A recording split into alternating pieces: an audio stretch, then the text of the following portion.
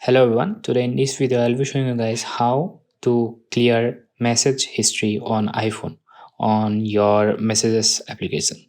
So in order to do that, go to your messages application and find the chat or conversation you want to delete, and from here you just need to right swipe, or sorry, you need to left swipe.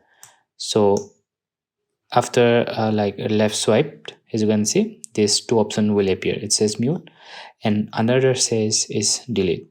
So just click the delete option, and after that go to delete.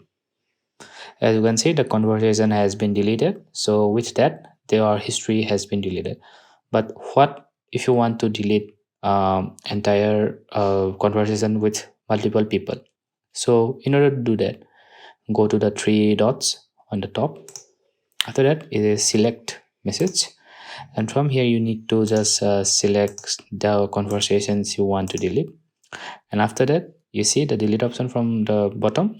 Press here and then go to delete, and as you can see, the conversation has been deleted, or as you can see, your message history has cleared from your device.